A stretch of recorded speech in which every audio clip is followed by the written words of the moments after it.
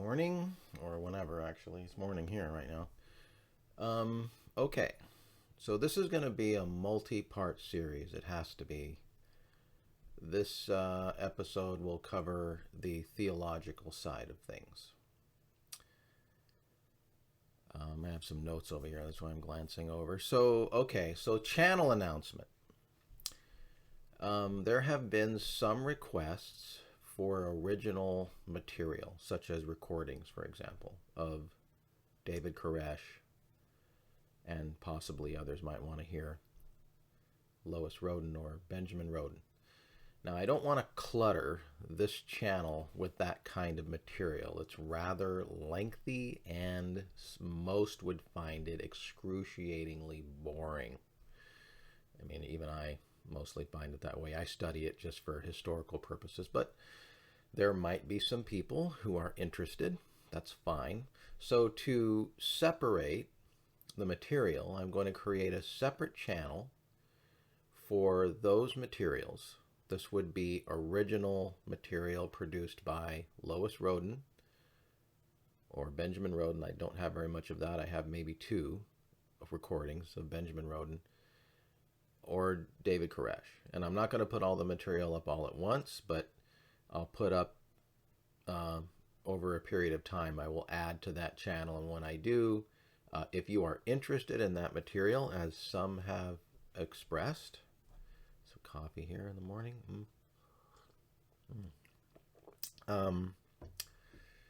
Then you can subscribe to the channel, and then you'll be able to see the material. And that way, people who are interested can see it, and those who are not, don't. It's fine. And then I can manage that. That's my solution. Okay, so I'll have a link in the description pointing to the channel. And for this video, I will link a couple of studies. I'll link a study that Lois Roden gave when she was starting her message out in 1978. It was a study that I was present for when I was 12 at the time. It was given in Southern California. Then I'll link another study to one that David Koresh gave when he was first starting out in 1983-84. Okay.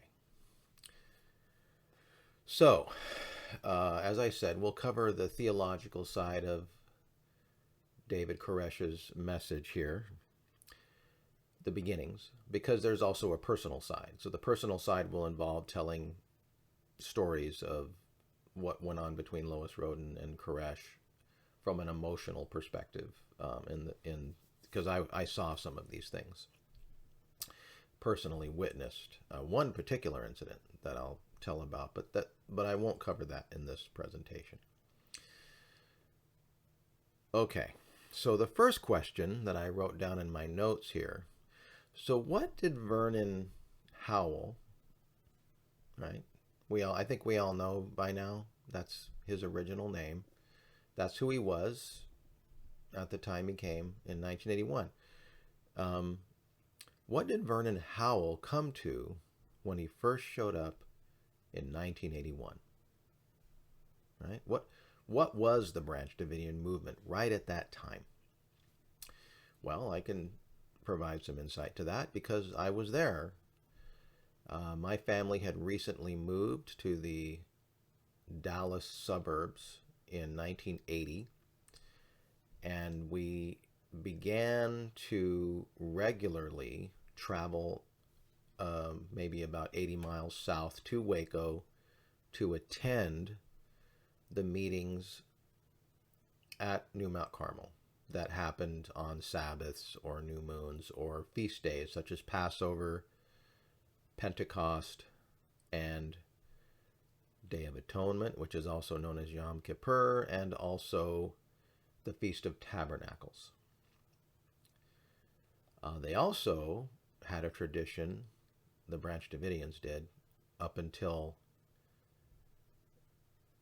David Koresh took over, where they would put on a play every Purim. Purim is a Jewish holiday celebrating the victory of the Jews over the evil Haman from the book of Esther. I won't go too much into that, but it's a celebration. So for many years, and Perry Jones was the one who headed this up, he was really into it. And I did see one of these presentations in 1981. They would put on a play. The story of Esther. And, it would be open to the public, and certain people would come and see the play. Not a huge crowd, but some would come. So, yeah, that was the kind of activities and holy days that we had at Mount Carmel in the time that I showed up there. And one thing that happened, or was supposed to happen, and I'll always do that. I'll put a chart here to show what I'm talking about. So Lois Roden had just begun her message.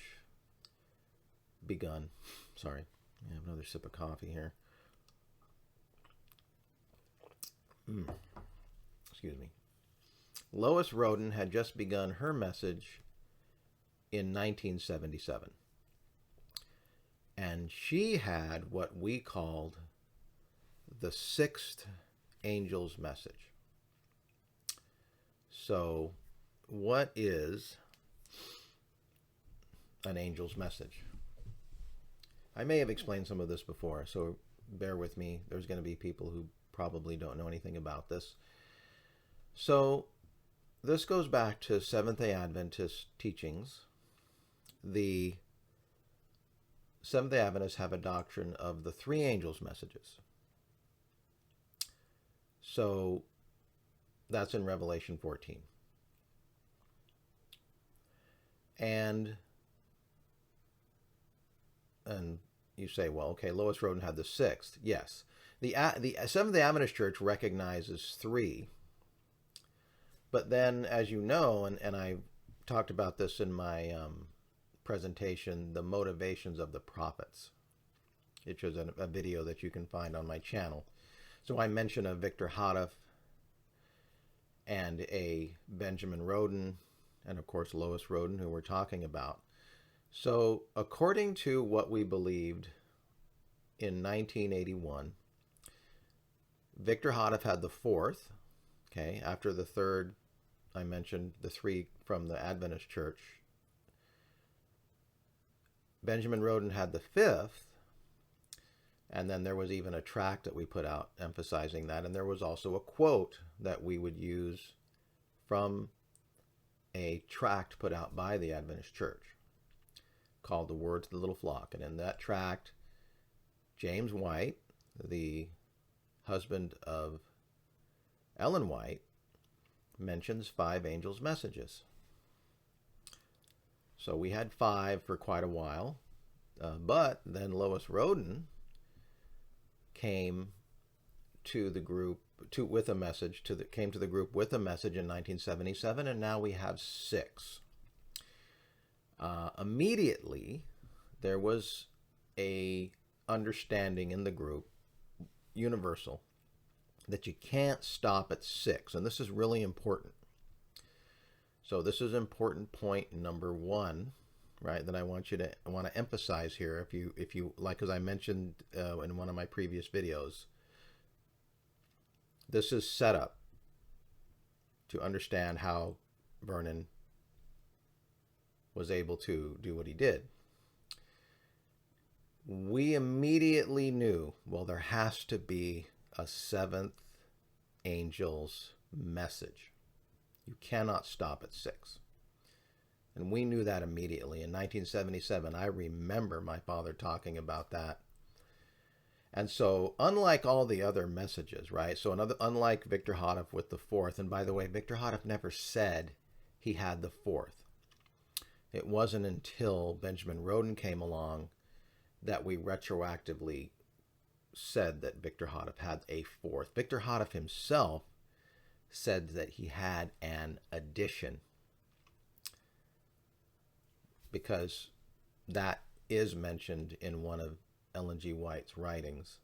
And so he just simply had, well, I have the edition. And as the point I was going to try to make was that Victor Houteff and Benjamin Roden, for all the time, most of the time, well, in the case of Victor Houteff, the whole time he taught, he said, this is it. I've got the last message. Benjamin Roden said that for a long time, up until his wife came. I've got the last message.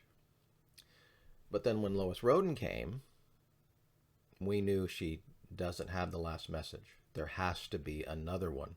And she knew it, and we all knew it. George Roden knew it. And so the point I'm making is that when, well, George was expected to have it. Okay, her son, George Roden, was expected to have this message. Upon the death of his father in 1978, George was called the King of the Branch in the obituary. I just read that the other day. It's amazing. So it's not really his fault that he thought this, you know. So yeah, let me look at my notes here. Right. So yeah, that's the first time that we were in a position where we had one message that was being given by Lois Roden, but then there's another message coming that we're expecting. The seventh angel's message. Now, you probably may have figured out by now, yeah, Vernon is going to have that message. That's in the future from here. Now, right now we're talking about 1981. 1981 was a disappointment. Lois Roden would draw charts, and she'd put always in the middle of the chart a cross, and it would have 1981 under it in some cases. And there was even a family that came to Mount Carmel, in 1981 or in 1980, expecting something to happen in 1981, and well, nothing happened. I was there at Passover in 1981 because that was when Christ was crucified, was during Passover season, according to the Bible. And 1981 Passover came and went, and no, nothing. Okay. So we carried on. That's the thing about disappointment in the branch. You kind of just, shrug your shoulders and you just keep going. Maybe 1984. That was another date on the chart. Maybe something will happen in 1984. There's even a tape I have where Lois Roden and others and Benjamin Roden in 1978, before he died, are discussing 1981. And Benjamin Roden's getting really excited, like, whoa, 1981, something can happen. Amazing. Just like, the standing on the Mount of Olives thing I talked about, hoping that something apocalyptic will happen. Okay, well, George was expected to have the seventh angel's message, but George, well, okay, there was an initial agreement between Lois Roden and her son upon the death of Benjamin Roden, but then very quickly devolved into conflict. And they actually went to court. I was there during the Passover of 1979. We were visiting, and I saw firsthand, as a 13-year-old young man, the conflict going on between George Roden and his family and Lois and the other members. It was quite, I'm not saying there was physical violence there. I don't think there was any, but there was a lot of verbal, in some cases, abuse and anger. And George was saying he was in charge, that he was king. His father was supposed to be the latter-day antitypical David. Quickly, type, antitype concept. Type is the original Bible story of David. corresponding future symbolic David in our modern times being the antitype. That was supposed to be Benjamin Roden. And then as the biblical David had a son Solomon, George Roden was the antitypical Solomon, who was going to build the temple. This is important. That was the big deal in the Branch Davidian movement, was the temple has to be built, rebuilt, a new temple in Jerusalem. And George was the one that said he was going to do it. In fact, I'll tell a funny little story here. One of the Branch Davidian legends, is that Benjamin Roden knew the exact size of a cubit, right? So in the Bible, you'll find mentions of cubits. It's a measure, it's a length of, but we don't really know what a cubit actually was, right? Theoretically, it's the distance from the tip of your elbow to the tip of your finger here, which is roughly 18 inches, give or take. Obviously, it depends on what size you are. But it has to be a specific size, right? It's actually an exact measurement that nobody really knows what it is, except that Benjamin Roden, God revealed to him what the cubit is.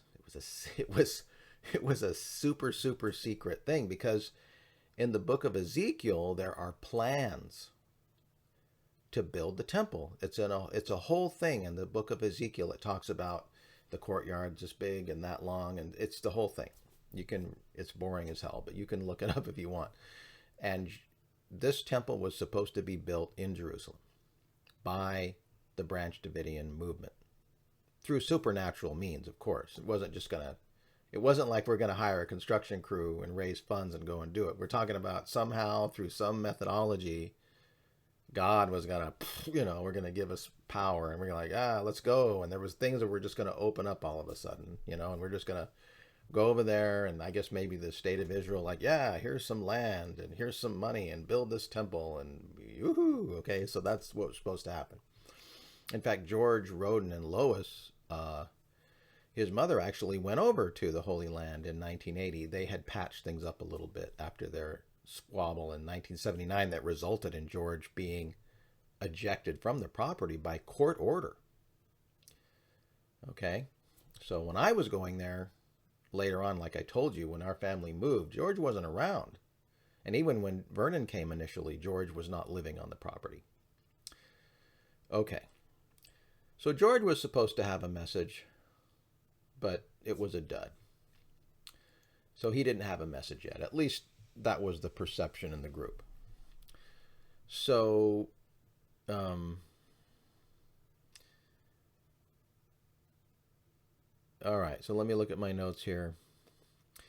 Okay, so that's what's going on at the time. Okay, so Vernon comes to Mount Carmel in 1981. Now, he was coming out of a lot of personal trauma, which I won't go deeply into here, but if you have read the book that I talked about, there are individuals discussed that he was involved with, a very traumatic relationship.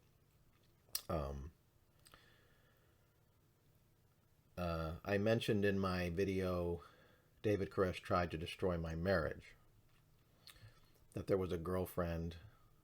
He got so desperate to try to have this girl, this woman, really, a young woman in his life, that I initially said that he tried to put her in the trunk of his car, if you've seen that video. To clarify, he was so desperate that he told her, hey,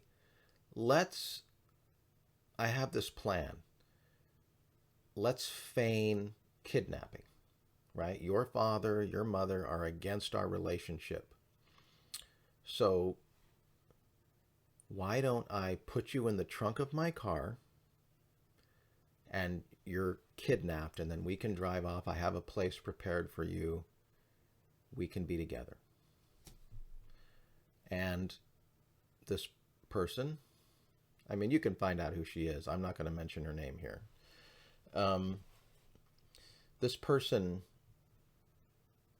realized, no, this girl, she didn't want to do this. This is crazy. He's desperate. So she, as I mentioned in my video that I mentioned previously, she had to talk him down gently over the course of an hour and or so, a couple of hours. And yeah, and this was the last time he ever saw her until for at least 6 years. And this was because he had been working, probably worked harder, as from my latest research. And there's a gentleman who had posted some comments to the last video I made, who knew the woman Harriet, okay, who she was the one who was the contact point, family friend, and told David Koresh about Lois Roden. Okay? So then this individual, which is her son, left some comments that he was the one that was put to the responsibility of getting Vernon off of their property. Vernon had been living with them for a year or so, or maybe a couple of years, and it was time for him to go. And so around February of 1981, Vernon leaves this farm in Tyler area, Harriet's farm, and I think it was during this time that he worked really hard, according to my latest information, to try to prepare a place and get a job and settle down with the love of his life here. But then culminated in disappointment, as I said. No, not going to get in the trunk of the car. This isn't right. And then he's crushed. An act of desperation, of course. I mean, you know, we're adults. Imagine coming to the place where you feel like you need to feign a kidnapping in order to be with somebody. He's young, right? I sympathize to a certain degree, a little bit. You guys, some of you have seen my other videos, but okay, fine. I'll cut him a break here. It is pretty tragic situation to find yourself in, to be in love with a woman, a girl, and not be able to be with her. And of course, he has issues, right? We know that he does. Okay, so it was this final crushing moment, I think, was the catalyst. Because I think he had met Lois Roden a few times before this. But yeah, he finally comes to Mount Carmel in the summer of 1981 looking for something, because he's lost. He is. He feels lost. And he needs answers. He's looking for a prophet, as he said. Where are the prophets? So he finds a prophet in Lois Roden.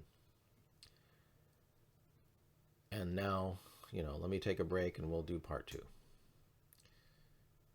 Phase 2 of this particular presentation, that is. Okay, so it probably didn't take Vernon very long to realize that there was an opening for prophet. There's like an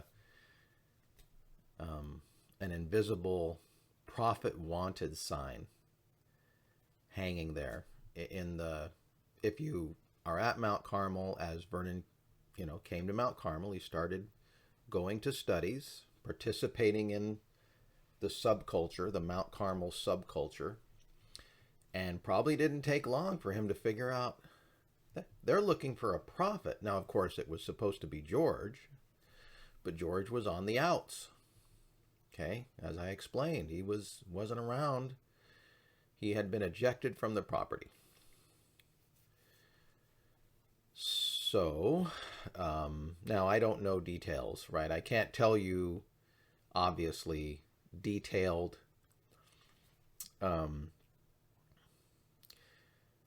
goings on in the mind of Vernon Howell, but I can tell you that he did express himself during the time that I knew him in the message as I joined later on in 84 and later years, that he, at times had hope that maybe he would be able to give a message. Remember, he already believes that God talks to him, which I don't know how clear that was to people at the time when he came in 1981, but he claimed that God himself had told him to marry said previously mentioned young woman.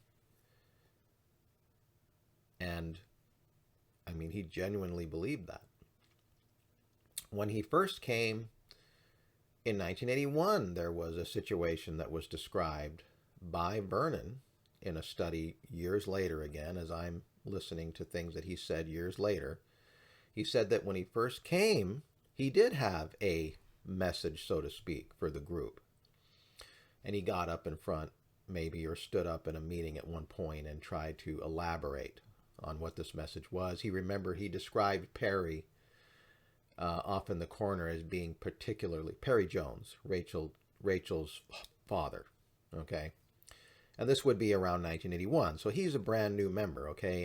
And Vernon is describing trying to give his message, the 1981 version of his message, which didn't fall on receptive ears. And Perry Jones is off in the corner, very impatient, looking at his watch, like he doesn't want to hear it because at this point, Lois Roden's the prophet. Okay, Vernon is a nobody. He's just some guy that showed up, and he's supposed to be a student. But his personality is very much wanting to talk and to express himself and to give his ideas. He, obviously that was the way he was. So he's just chomping at the bit to give a message, but the people aren't ready yet. Okay, in 81, it's premature. In fact, I think he even alluded to kind of the concept that he was rejected at this time. So going back to the 1981, prophecy that I told you about, the cross on the chart, maybe he's a little late because he didn't show up until a few months after the Passover of that year. But still, the idea was that, something did happen in 1981, but you guys didn't recognize that it was me, That's what he said later. Okay, so the relationship between the theological side of the relationship between Lois Roden and David Koresh begins to develop in the sense that he understands from her message more deeply, and he begins to become important to her in terms of a valuable soul that needs to be saved, and she likes him, and he's very helpful at certain times around, I think he ends up staying there. He didn't live there at first, but by 1982, he's living on Mount Carmel. Oh, by the way, just a quick correction. The book, Koresh by Stephen Talty, there's a mistake in here, a chronological error, where it says that the administration building burned down in early 1982. No, early 1983. Okay, and since things are happening so fast here, you can't be off by a year and really understand. So in around the springtime, roughly, of 1983, the administration building burned down. Okay, and when the administration building burned down, Vernon Howell was living at Mount Carmel. For other things that happened in our family, which I won't go into right now, though I think I might have mentioned it previously in other videos, we weren't going to Mount Carmel anymore, and we eventually moved back to California. So I wasn't around for this, but I did hear about it. Came through the grapevine. We heard, hey, I talked to my father on the phone about it. Oh my God, the administration building has burned down. And I think in previous videos I related this to the burning down of, say, the sanitarium, John Harvey Kellogg, and how when major institutions burn down, when you are trying to convey a message of truth to the world, then this is typically thought to be a sign from God, that God is not happy. Otherwise, you're all the printing, all everything that was important was in this building. Okay, we had thousands of dollars of printing equipment. We had offices, and it was an enormous loss. And so it's essentially like ripping the heart right out of the Branch Davidian group in the terms of capability, right? And just trashed. And this is a major problem. This is an existential crisis. Now, Lois Roden did not really deal with this well, in the sense that did she call for a day of fasting and mourning, and we got to figure out what's wrong, and obviously something's gone horribly wrong, and no, it's pretty much, well, happens, full steam ahead, let's continue on. And she just started having her literature published, in a local printing company in Waco at substantial extra cost. So at this point, this is, about a year and a half after he's shown up, David Koresh, Vernon Howell. Well, he's now pretty much picked up the theology of the Branch Davidian group and what we're about. He did probably study it quite intensely. You would have to, reading the tracts and whatnot. It would be quite a project. Though I don't think he read everything, because I've heard him saying some things in some tapes, and it seems like he has a rather... Well, let me put it this way, okay? There's what's written down in the actual tracts. You can go back and read them, right? And then there's what people say about what's written. And that's two different things that I've learned, in my experience. Because flash forward to 1991, when I went back and read word for word what Benjamin Roden wrote, like, primary source. There's a saying from the Renaissance, ad fontes. That's a Latin phrase, means to the sources. If you want to know what somebody really said about something, don't, what did this guy say he said, or what did that guy think that guy said he said? No, go right to the source and read it for yourself. So that's what I did. I read Benjamin Roden out, and I was like, whoa. Nobody ever told me that. Yeah, straight up predicting executive Ezekiel 9, if you know what that is. That's, I think I mentioned in one of my previous presentations, the expectations of the prophets. So that's what Victor Hodoff was looking for, the 144,000. Like, boom. Roden said it's going to happen in 1960. I was like, whoa. I never knew that he wrote that. There was even a chart that has two versions. I discovered that in 1991 also, when I was doing my studies. coming off of being in the cult. And I'm trying to figure out, what do I believe?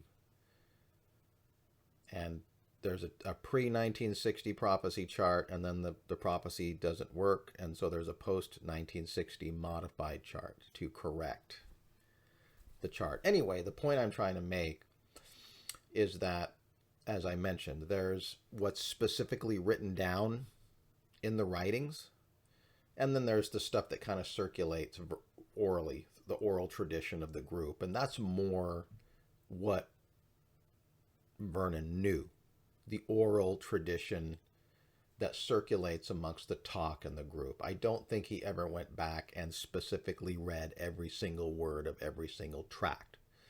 Okay, did he read some? I'm sure he did.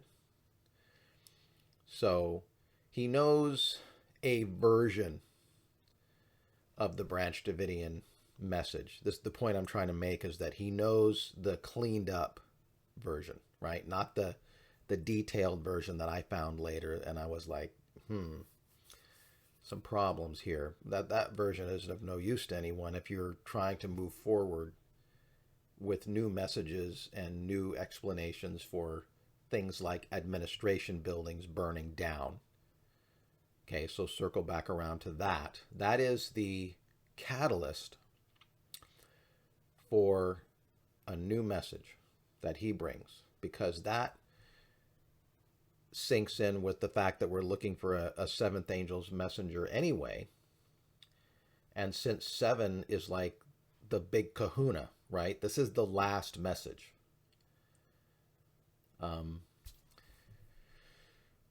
Predicted by Lois Roden herself, predicted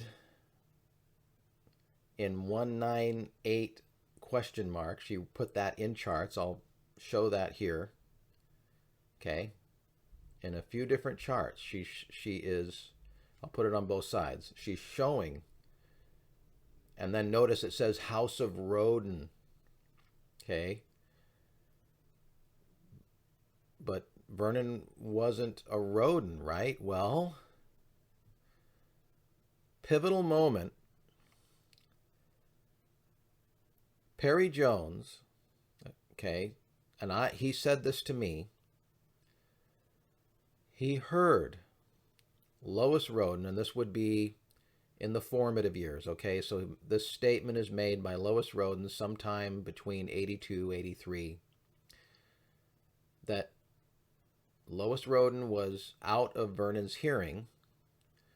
Perry was next to her, and she was observing Vernon from some distance. Maybe he was speaking or whatever. I don't know the details. But then Perry Jones heard Lois Roden say, it looks like God has raised a son out of the earth. Okay? So this is what's developing in her mind. You see, the solution to the wayward son, George, is being replaced. Okay? And going to be adopted into the House of Roden to become the seventh angel's messenger. And sure enough, one day, Vernon approached Lois Roden, and this would have been in September of 1983. So a few months after the fire, the loss, the devastating loss. And Vernon's got ideas about this. He wants to teach. He's got a message now that he has formulated in his mind, a message of reform, a message of hope, a message of moving forward past this tragedy to get the Branch Davidian movement back on track and get us going. That's why I joined him, because I could see, yeah, this is it. This is the, okay. So he had asked for permission previously a few times. I don't know how many or when, but this time in September of 1983, Lois Roden finally yes, you may teach your message. And then it begins. So this was a series of studies that he gave. The initial studies were called the serpent's root. And they were going back to the beginning, going back to Eden, talking about basic Bible stories in Genesis, and he had developed this whole series of teachings surrounding these stories, which I won't go into now, to point the way forward, to solve the Branch Davidian problem of, hey, what do we do? What have we been doing wrong? What do we do now? And he had the answer. He had a answer. I thought it was the answer. It was quite convincing. The reason why it was convincing to me was because other people were so flippant. George Roden, no. I'm sorry, and this is my own personal opinion, so if anybody is watching who knew George Roden and disagrees, that's fine. The man didn't have a spiritual bone in his body. Okay? Charles Pace, who's in charge of the property now. Yeah, I don't like Charles Pace. Again, that's my own personal opinion. Okay? I'm not saying that he's an evil person or that he's... I'm just saying, me personally, I'm not into Charles Pace and his message. I rejected his message back then, and I haven't heard anything since that is appealing to me. And there were others.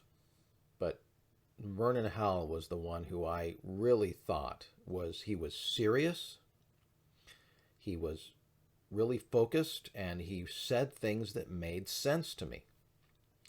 So I was drawn in by that. I remember, I can take myself back to that time. And, man, powerful. So then, there you go.